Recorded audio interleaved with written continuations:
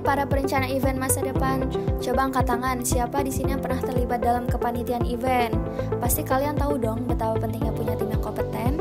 Sebelumnya, perkenalkan, nama aku Sekar Nirwana Rusintaji dari kelas 6H.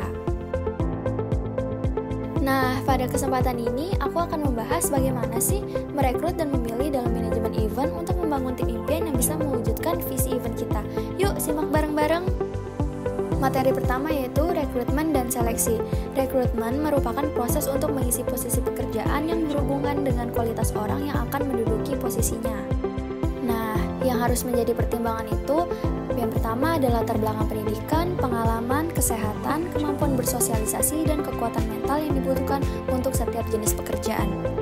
Selanjutnya ada contoh proses pencarian pegawai untuk staf dan sukarelawan. Yang pertama ada proses dimulai dengan membuat rencana oleh bagian SDM atau IO, yang dijalankan sampai mendapatkan pegawai sesuai dengan kompetensi dan kriteria yang dibutuhkan. Kegiatan diawali dengan melakukan analisa jenis pekerjaan yang dibutuhkan untuk event. Yang kedua, proses analisa pekerjaan berpedoman pada deskripsi dan spesifikasi pekerjaan yang harus ditangani pada saat penyelenggaraan event. Tentunya harus diingat bahwa jenis pekerjaan untuk setiap event akan berbeda. Tahap berikutnya adalah pengadaan pegawai.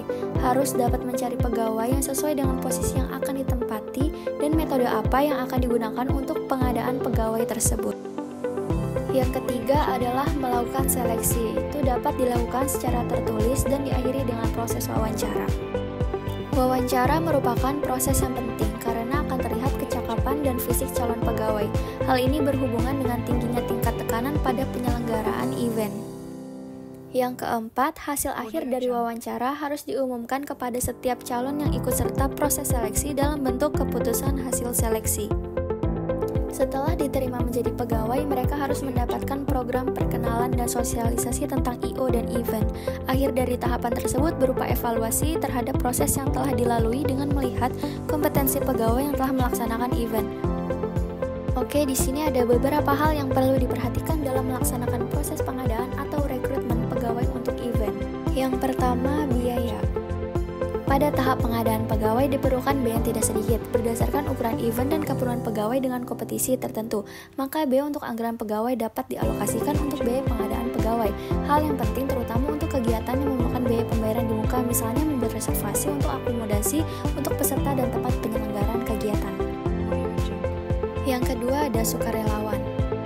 Sesuai dengan namanya, sukarelawan tidak akan mendapatkan bayaran atas perannya dalam event, tetapi mereka akan mendapatkan fasilitas standar yang telah ditetapkan oleh penyelenggara event.